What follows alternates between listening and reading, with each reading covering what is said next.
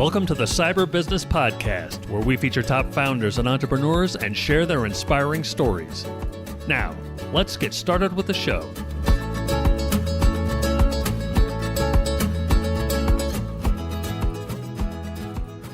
Matthew Connor here, host of the Cyber Business Podcast. Today, we're joined by Chris Stierle, CIO at TemperPack. Chris, welcome to the show.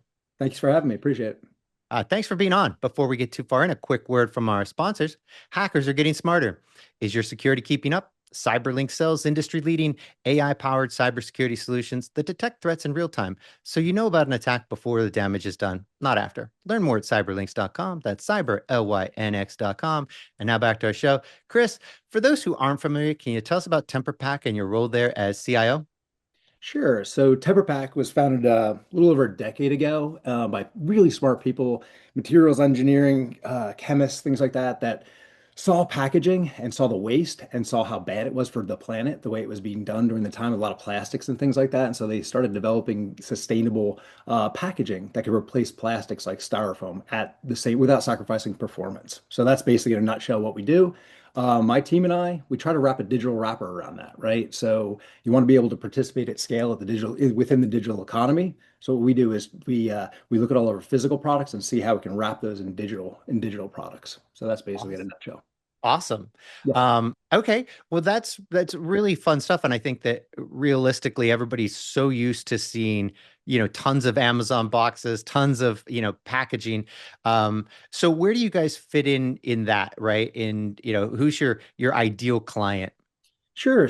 So ideal clients are really in the perishable goods. Like you think about frozen foods, medication that has to be within range, within temperature range, right? We ship that across country, right? And during the summer months, we don't want the food and things like that, frozen foods show up, melted. So those are typical customers. Anything with perishable foods or Makes perishable. perfect sense. Well, let's get to the IT part of it, shall we? This is Yeah. where it gets fun. So I think everybody's favorite topic, at least mine, is AI and what it's doing to every organization and kind of the future of the organization, of how we operate, and even more so on the security side. So how are you currently leveraging AI, on the, at TemperPack, and how do you see it playing a role in the future? Sure. So just stepping back a little bit from an AI perspective, scaling AI has nothing to do with AI, right? So we spend a lot of time focusing on the things that aren't actually AI, right? We use AI as augmentation tools for a lot of things that we do to speed ourselves up, to be able to scale people. But it's really an augmentation. There are bots and things like that, but we'll get into a little bit of that. So we're really focused on cybersecurity, right? It's foundational for us. Right, that's big. You can't actually scale out AI without cybersecurity these days. And your cybersecurity practice can't be the same practice you had 2 or 3 years ago, right? It doesn't do the same thing. Like you have to, there's the layers and layers and layers that you have to be thinking about. So we're really focused on cybersecurity. Data architecture is really big for us. AI, it's all about context, right? Pre-trained models, they only know what they knew when they were trained. They don't know anything new. They can't update context. So we spend a lot of time on data architecture, data engineering. Structured data is the king. It's the key to the future, right? Agile delivery, trying to deliver at speed, like faster and faster, continuous improvement, the way we deliver. And then finally, platform engineering, where we have automation, right? And that's really the DevOps and the platforms and things like that. So we're focused on all of these things that enable us to use AI at scale. And then we start talking about the AI, right? And then we have AI that's either built into applications that we buy, or it's augmentation like Claude or ChatGPT. And then there's the things that we're building, like bots and agents, agentic AI that we're going into. So it's kind of all different all across us. But the reality is we can talk about AI and the technology of AI, but the reality is the back end. That's what allows you to scale AI. Okay, so you hit on all of my favorite topics. So I'll start with this cybersecurity side, and I love this because it's such an exciting time. Because one, the bad guys have gotten so well funded, thanks to ransomware, and now they're well funded, well organized, and they have they get to leverage AI, which makes it them a very formidable adversary, which I think is great, right? It's no fun if you're just, always punching down, right? It's nice to have I joke, but I think what's really exciting about cybersecurity and AI now is that we see it in products like Darktrace, where you've got machine learning, the machine learning kind of AI that is doing great stuff to be able to stop these kind of machine speed attacks that we're seeing, to see what's going on the email, on the network, and then be able to take action right away. Because if you're using, and you kind of hit the nail on the head, if you can't be the traditional approach, we can't do that anymore. It's like bringing a knife to a gunfight. It makes no sense. Like, you're gonna get hurt, right?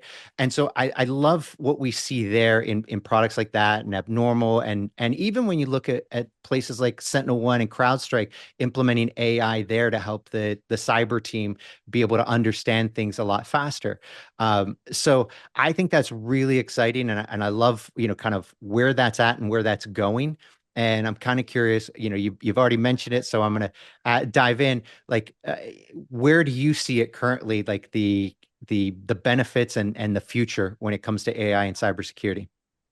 Yeah, I don't want to go too deep into what we do with cybersecurity from specifics Exactly. perspective, but absolutely, like, you can do the things that you can't do with humans, right? We can actually look at, say, just patching, right? Patching was always an issue, and that's ground zero, right? If you're not patching all your hosts and making sure they're up to date and things like that, you're not going to win the war, right? And there's all these different layers, from patching individual hosts to networks, and to kind of even to the outside email. You have all these disparate things that are openings into your network, into your environment.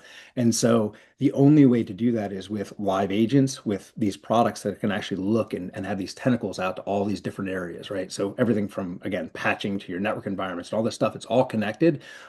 You can't connect with legacy tools. You can't connect with human brains. What you need is agentic AI, right? To be able to see across your environment and have the observability that you need across environments. So, Well, I got a hot take for you. yeah. I think patching is not going the way of the dodo, but I think while it's important, I think it was far more important than it is now. And the reason being, I think the future, because the bad guys are using AI to find, zero-day exploits that have been around for decades, Yeah. and they're going to find more ways in. The patching is always going to be behind, right? Correct. So in the future, the bad guys will have such great AI that the patching is yes, has to happen, but it's not at the forefront. It's not like that is our forward defense. I think it's just part of the foundation that if Yeah. there's, I think that what we see in the future, and I think the future is now, is that we have to be using AI to see the network, see the endpoints, see everything as it's happening. Say, wait a sec, that's not right. Let me stop that. It didn't matter. It doesn't matter how that happened, how the bad guys got in. The fact that they exploited something and got in is what matters. So whether we've got a million, ways in, or one, way in, doesn't really matter. The fact is, we need to be able to leverage AI to see it when it happens and stop it immediately, versus the old way. So yes, patch. So my hot take is, I think has become less relevant today than ever, and I think it'll become even less so. And I think that the future is that we have to be leveraging AI to see those things and stop those things, because they're going to start finding zero-day exploits faster and faster and faster, as we move forward. That's my hot take. What do you think? No, I do agree with that. It's foundational. I don't know that I would agree that it's going to go away or anything like that. You always are going to need to do it, but Mhm. we're really at a place more where you think years ago about, say, observability, where you're actually connecting the dots between diverse things across an environment, and that's where we really are. It's not like this one key that something, oh, they're coming in this door, and we see that. They're gonna be coming in four different doors that combine once they're in. You don't see these. You have to see these distributed attacks, right? And so yes, patching, it can't be your number one thing. You still have to do it. It's still Yeah. key. It's still ground zero. It's foundational, but it's really more that gear around the observability, where things are happening in different points, and you have to be able to connect those dots, right? Yeah. That's where your security is going to come from. And you're right. I think the reaction time, humans can't react fast enough. You have to have something that can react immediately to things that are happening on your environment. Yeah, I mean, we simply can't, and it's gotten too fast, right? And I think the traditional tools and traditional approaches, they become they become more foundational and not as prominent in the defense as they used to be. They're backward, they're further back in the defense than they once were. Five, Yeah. 10 years ago, that was frontline defense, right? You got to Yeah. have your patching as soon as patches come out, you need to test them and implement them as quickly as possible to because the bad guys just weren't this advanced. They didn't have access to these things. And the ones that came up with the 0 day, the odds of you getting hit by that probably not great. Sure, if you're Chase, if then of course, right? JP Morgan Chase gets attacked more daily than the federal government, right? So I get it. They got a lot of money. They're the ones that are going to, but not the, the standard, the temper packs and the rest of us, normal human beings that aren't Yeah. multi-billion dollar Fortune 100 companies, with, billions of dollars, at play, right? Yeah. So I totally agree with you, and I think that's a really interesting point. So okay, so we've got the patching. What else, right? When it comes to AI and cybersecurity, and I think that's a big one Yeah. that people are. I don't think it's hitting home yet for people. I Yeah. think right now with how AI is rolling out, I think people are starting to be aware that wait, there's a real chance that the next Claude release could allow bad guys to get into machine. Yeah, of course, that's what AI does, right? So we can't just stop producing and growing AI. What we have to do is start implementing that on the defensive side, so that we then have those defenses. I Yeah. I think that's the key. Yeah, I think a lot of times in the past, like kind of the legacy thought about defense in depth was very linear, right? Firewall, router, patching, all these different things. It's very linear. When you get to agents that can work in coordination, it becomes multidimensional, right? You're no longer looking at a linear attack pathway. You're looking at a multidimensional attack pathway, right? And that is a very, very different thing, right? You have to look at it a different way. You have to have security postures that work in a different way, but you have to have them kind of at different points that communicate with each other. So yeah, it's a very complex thing. It is. And now that you're talking about at machine speed, come on, forget about it. Like Yeah. that is they can get in and the damage can be done so quickly. And often, as we've seen in the past, right? Where they've been in networks for months and months, kind of working their way through, collecting intel, figuring things out. That's ridiculous, right? And to me, that is an over reliance on traditional tools. And we can't continue to have that sort of approach to security where it's like, no, the SOC didn't notice anything. Yeah. It doesn't matter. Like Yeah. that's it. That's not a viable defense.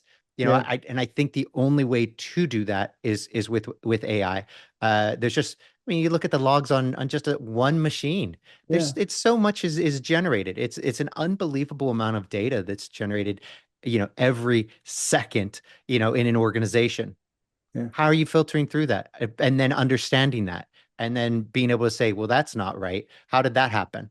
Yeah, and you have with so much AI with different agents and different models and things like that, you actually can't look at a model and see the mathematical, like you can't see if they've built something into that model, right? So you have to even think about things already being inside, right? How do you protect yourself if things are already inside that you can't control and you can't monitor, you can't look at the mathematical neutrons and see, oh, is that an attack pattern once these verbiage goes into this model? All of a sudden the attack pattern happens, you can't defend against that. You don't know. It's already inside. So you have to be looking at that sort of thing before it happens. Yep. And I think the fun and exciting part, I think, for me is the fact that all these solutions are now, it's not cost prohibitive. I think that a lot of companies feel like, this is going to be really expensive. Um, and the reality is it really isn't. Most of these products that are now kind of cutting edge, leading products that are helping defend organizations are really affordable.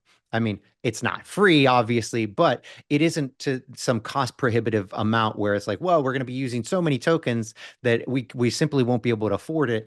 I think that is the mental hurdle that a lot of smaller organizations need need to come to kind of grips with. The large organizations, a lot of them have basically unlimited budgets. It doesn't, and it's just a matter of, okay, sure, is this where we're going to Yeah. allocate the resources? And everything's expensive when you're talking about tens of thousands of units of anything. It becomes a large number, Yeah. right? But for the smaller organizations in the hundreds of employees, I think there's still a lot of, I'll call it, head trash over the cost of these things. And that's what I like seeing, is that there's so many products out there now, and so many that are just far more affordable. And I think more people need to be, kind of aware of that. And I think it's going unexplored, because it's like, can't afford that. We're not even going to look. We're not going to explore that because I already know that it's going to be, we won't be able to afford it. And I think that, and I'm kind of curious if that's your take, and you've seen that, from people as well. It's like, yeah, we're kind of shying away from it because even the old tools were like, getting the budget for the old tools Yeah. was tough. Getting budget for these new tools, come on, forget about it. Yeah, no, I think you're right. I think there is a lot of really advanced stuff built into less expensive things these days. So you can do a lot. You can go a lot further than you could previously. But again, back to kind of earlier part of the conversation, a lot of security is based on doing the rest of this stuff the right way. It's not just security, right? So if you do all the other stuff, you do your data architecture, you do these other things the right way, security becomes easier, and the tools that you have to use are less expensive, right? And so it's just doing things the right way helps you out in a lot of ways. So, but yes, I do find there's a lot more power today in the tools, and it's a lot less expensive. You can get into agentic AI or AI-based security models at a lower level than you could 5 years ago, 3 years ago, when there's a lot of machine learning. Yep. No, totally agree. And I think the fun and interesting part is going to be how things advance, because as the hardware continues to get more powerful, and now the compute goes from data centers down to the end devices, obviously that's going to change the economics of things considerably. Yeah. And in the not too distant future, I think that's going to be the key to having that security. Because right now, if you're using whatever, a chat GPT, a Claude, a Gemini, whatever, and you talk to it about your legal issues, well, now that's all discoverable, right? Because you shared that relatively publicly. Whereas if that Claude was, was local on your device and you were talking to it, well, that's privileged now, right? So Yeah. I think even things like that become, a huge selling point. Not maybe if you're Claude, if you're Anthropic or OpenAI, Yeah. those being able to sell those tokens are really important. So the model is going to shift, but I think ultimately it has to get local to where it can be fast and private for individuals. And we're early days, so obviously but I think that's going to be a really exciting future. Oh yeah, and slipping out of security a little bit, I think that's the future kind of everywhere with AI, and particularly agentic AI. Coding will be a little bit different, but you have these frontier models that are really good and they can do a lot of stuff. And I don't know if we'll ever get to AGI, but they're getting closer to at least the front end looking like it, the magic on the front end. But that said, it's tokens are getting more and more expensive and things like, or they're getting less expensive, but you're using more and more of them, so it costs more to companies, right? And so some companies that are in the business of AI, that's what they do. They're pushing it, like Meta and things like that. They're pushing because that's their business. But for us, we're in manufacturing. Our business is not AI. We have to use it in ways that really make sense for the business. And so some of the open weight models may come into play in the future. Maybe some of the agentic workloads that you have inside, you use open weight models as opposed to the frontier models, and then so the tokens come inside. And the same thing with security. Some of the things that you don't want to get out, that you want other people responsible for, maybe some of those open weight models internally are a good deal, right? Yeah. It's going to be really fascinating, I think, to see how the industry advances, there, because right now, as always, it's always this balance between, security and speed, right? Yeah. So as you get things like OpenClaw going, and it's like, great, anybody can do it, but riddled with security issues if you don't do it right. And even if you are doing it right, you're still bleeding edge. So you dialing it back a bit and going with those kind of the Claude co-works and things like that, and where you now have kind of that industry level security and privacy kind of baked in, I think is really important. But it's going to be really fun to see where the industry goes when it comes to these things of, rolling this out and making it affordable. I think there are going to be lots of lessons learned, and lessons are always more expensive, in the real world than they were learning it in a book. But unfortunately, there's no book right now. So we're all going to pay the price of learning things in real time in the real world. And I think that's just the way it goes. You're absolutely correct. I mean, as you mentioned, we're in the infancy. We're in the new day. Like, you remember this. I remember this back in the day. There was, before TCP/IP was a thing. There was IPX. There was Apple Talk. Like, there was all these other things and all these protocols that changed and things like that. So you have MCP.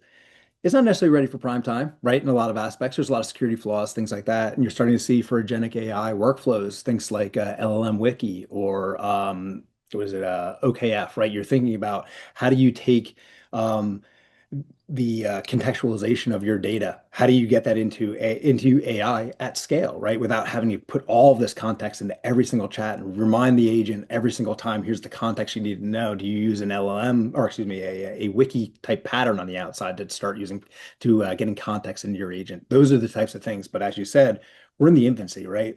5 years from now, things will look very, very, very different. I don't even know if Anthropic or OpenAI will be the big players then. Will they be Yeah. around? What will happen, right? We don't know what will happen with models. We've come a long way between, our frontier models. All of a sudden, our open weight models are doing pretty well, right? And so where will those go in the next 5 years? And we'll have to see these types of things, what will happen over the next, 3 to 5 years in the AI space. Yep. No, I couldn't agree more. I think it's going to be it's really exciting for me. I know that a lot of people are kind of scared of change. They're reluctant. It's scary, right? Yeah.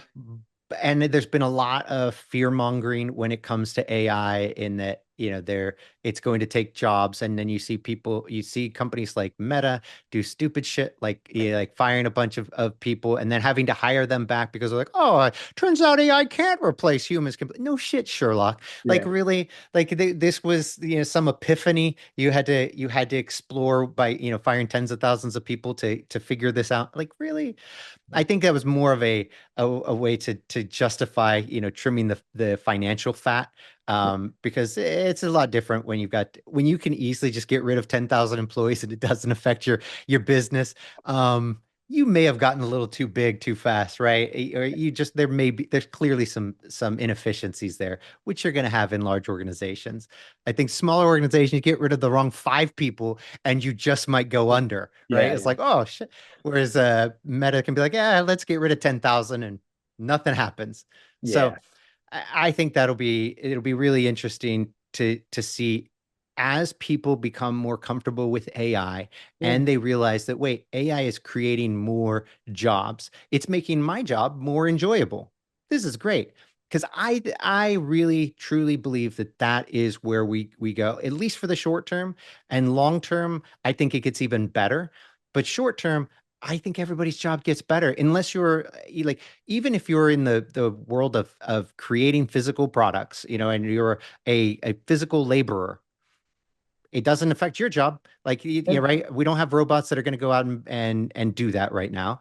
Yeah. And in the future, I think it really only helps when you've got a robot doing the dangerous stuff, and now you can then go do the other things. But for the general office worker, come on. Like, Google was great because you could then Google your problem and get an answer to it and be like, that was great. Yeah. Mind you, it took you 15 minutes or 20 minutes or whatever it was, 30 minutes to find the answer.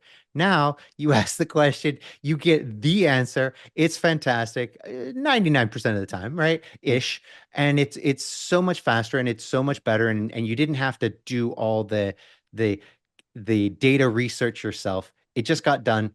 You're telling me that didn't make your job a whole lot nicer and better? I Yeah. think it did. Yeah, it is. And we're seeing that, like the human augmentation piece, absolutely 100%. We are seeing a lot of value there, a lot of value, right? Agentic AI, still to be seen. There is some stuff there, right? There certainly is, but there's some upsides and downsides to it. But human augmentation with AI is just incredible. Our groups are moving leaps and bounds, every single area, not just our coding areas, not our development areas, but non-technical areas as well. They're moving at speeds you've never seen before. Like, it's an amazing, amazing advancement, right? We are advancing, but it's to be seen where we're advancing and what's going to happen next with these types of things, right? Well, and I believe that it is on an organization's leadership to then be able to see, wait a sec, my workforce now is AI powered. It is far more advanced. We're basically supercharged. So every worker is now working at least like two people, possibly three. So instead of resting on your laurels and being like, look, we're good. We're just far more productive. So we're just going to sit here. Oh, you could. Or now you think, what can we do with now that we've doubled and tripled our productivity? How do we grow as an organization and continue to push the envelope forward and continue? Otherwise, if you're not growing, right, you're not staying the same, you're going to atrophy and other people will take over. So I think it really is on leadership to be able to understand how you properly leverage an AI powered workforce now Yeah. instead of, well, we don't need as many. That is the exact opposite of the right way of looking at it in my view. Yeah, the more people you have, the more, if you're adding productivity by augmenting with AI, that means the more people you have, the more you're going to be productive, right? And getting rid of people, that's you need those people to be augmented by AI, right? We're moving into in a new socioeconomic era, right? A new age, right? The Yeah. agricultural age, the means of production was land. You couldn't produce anything that if you didn't have land, you couldn't produce things, right? And then we moved into the industrial revolution or industrial age where the means of production was automation, right? It was mechanical automation and then digital automation. We're ending that age now with digital automation. The companies that have digitally automated their stuff are ready because we're moving into the data age where data and context will rule all, right? And so the companies that now have done all of that stuff and now are moving into the data space are going to be able to, no matter what industry you're in, the data is going to be the thing, right? The data, business data creates context around your business. Now we have to create context around our data. And once that's done, we can have agentic AI do everything with our business, right? And so that's kind of the pattern that we're going to start seeing. The companies that have done all of that, the automations, data automations have gathered structured data are going to be successful in this age. So. Yeah. Well, and how do you see that playing out for you? For us, so I will say we're physical. You think about manufacturing, you think about sustainable packaging, things like that. It's a very physical environment. Like we do physical things, right? And so now what we're in the years and years ago, decades ago, like the future economy is bits, not atoms, right? It's all about digits, right? It's all about bits and things like that. Well, the reality is with AI, a lot of these companies that are fully in bits, they're software manufacturing, who knows what their future is going to be, right? With software and what AI is going and things like that. But we have this anchor, we have this physical anchor in the world, which anchors us to reality, the physics of reality, right? We have physical products that we're wrapping with digital products now. And so we're going to be able to participate at scale in the digital economy, right? And so for us, it's just going to blast off, right? We have this anchor. It's a high barrier of entry because we have to build somebody to compete with us has to build all these factories and things like that, all that stuff that takes time and effort, right?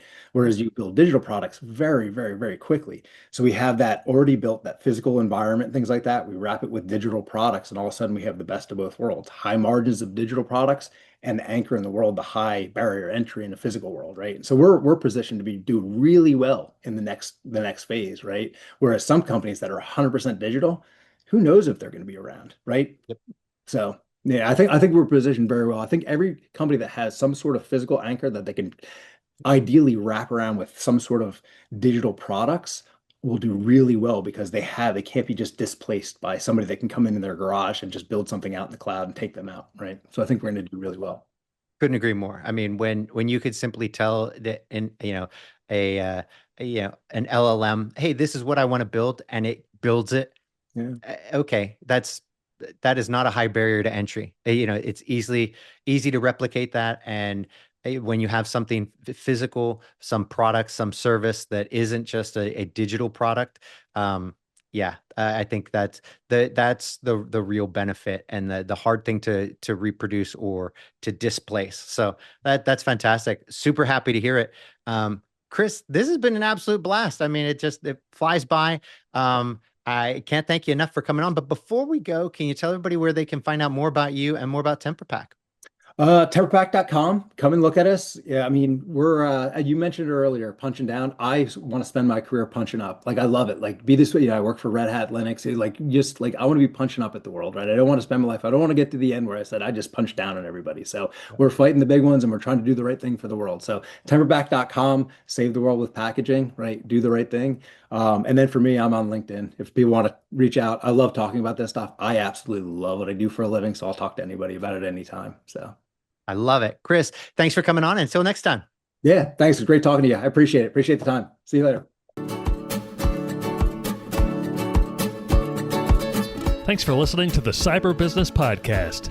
We'll see you again next time, and be sure to click subscribe to get future episodes.